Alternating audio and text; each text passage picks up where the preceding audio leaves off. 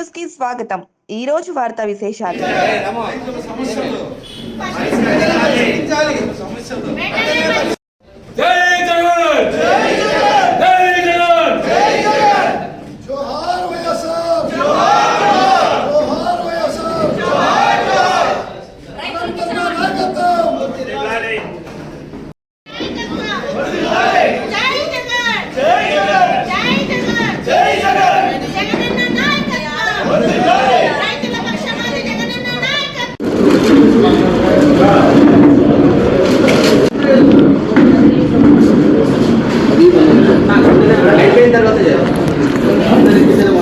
ఈ కార్యక్రమంలో యావత్ పార్టీ కూడా కదలి రావాల్సిందిగా కోరుతా ఉన్నాం.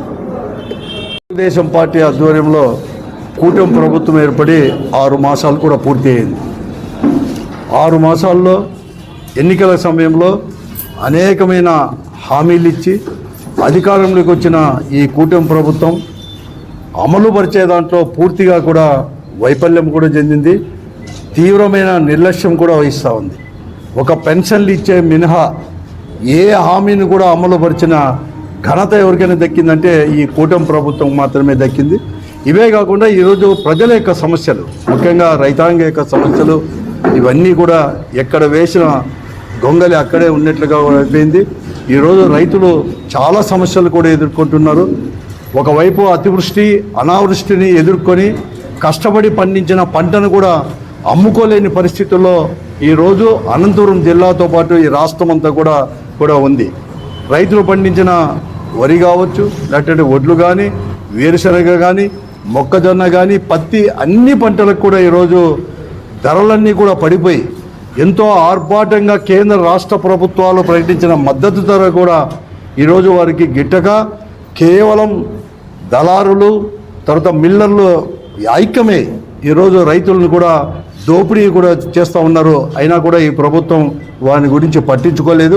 అదే గతంలో జగన్మోహన్ రెడ్డి గారు ముఖ్యమంత్రిగా ఉన్నప్పుడు ఇక్కడ వెంటనే కూడా వారికి మద్దతు ధర ఇవ్వడానికి కూడా ఈరోజు అనేక రకంగా ఇచ్చేసి పోటీ మార్కెట్ కూడా ప్రభుత్వమే చేసి ఇవన్నీ కూడా చేసి ఉండేది.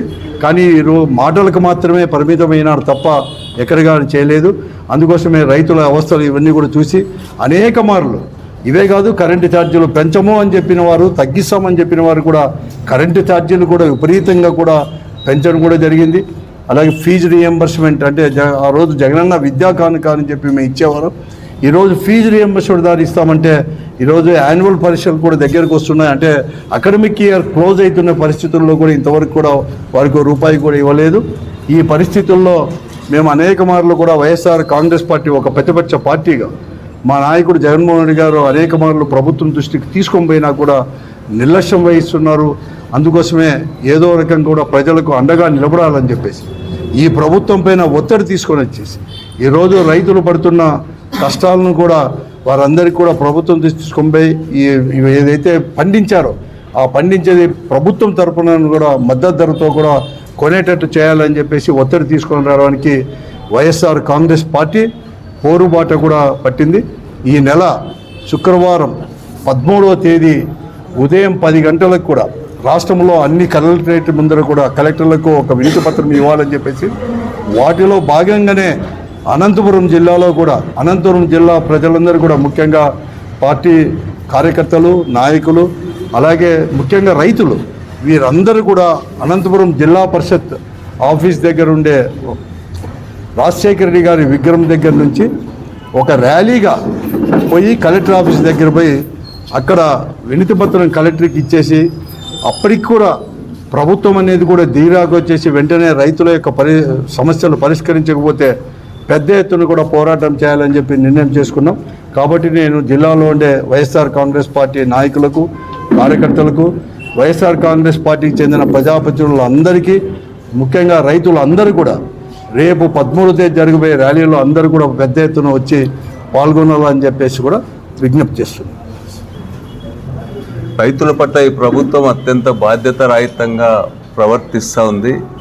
వ్యవసాయం అంటే తన సబ్జెక్ట్ కాదు అన్నట్టుగా ఈ ప్రభుత్వం తీరు ఉంది. రైతుల్ని పూర్తిగా ప్రకృతి దయాదాక్షిణ్యాలకి లేకపోతే మార్కెట్ శక్తుల దయాదాక్షిణ్యాలకు వదిలేసి ఈ ప్రభుత్వం ఇతర కార్యక్రమాలపైన మొగ్గు చూపుతా ఉంది. ప్రభుత్వం రైతు భరోసాకి, అదేవిధంగా ఇన్సూరెన్స్ విషయంలో, కరువు మండలాల ప్రకటన విషయంలో, సున్నా వడ్డీ అమలు విషయంలో అన్నింటిలో కూడా నాకేమీ సంబంధం లేదన్నట్టుగా వ్యవహరిస్తూ ఉంది.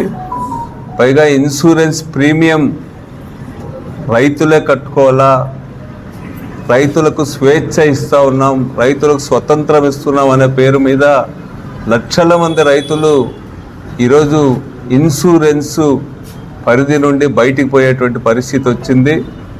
ఎక్కడ కూడా రైతుల దగ్గరికి వెళ్ళి ప్రీమియం కట్టించుకునే పరిస్థితి లేదు.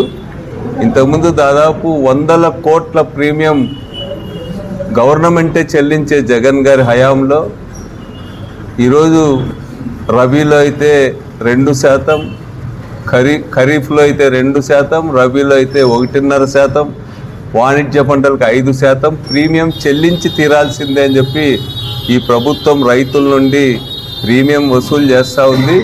దీనికి తోడు ఎక్కడ కూడా రైతులకు మద్దతు ధర కల్పించడానికి ఈరోజు ఎలాంటి భరోసా ఇవ్వడం లేదు ఈ ప్రభుత్వం. అదేవిధంగా రైతుల నుండి ఈ కొనుగోలు విషయంలో కానీ, ప్రకృతి వైపరీత్యాలు సంభవించినప్పుడు కానీ, ధరల స్థిరీకరణ నిధి కానీ, లేకపోతే ప్రకృతి వైపరీత్యాల నిధి కానీ ఈసారి ఈ ప్రభుత్వం కేటాయించలేదు. అందుకనే పూర్తిగా ప్రభుత్వం బాధ్యతల నుంచి వైదొలిగిందనేటువంటిది స్పష్టంగా అర్థమవుతుంది. అందుకనే రైతు సమస్యలపైన నిలదీయడానికే ఈ నెల 13వ తేదీ జరిగేటువంటి ధర్నాకు పార్టీ యావత్తు కూడా కదిలి రావాల్సిందిగా కోరుతా ఉన్నా.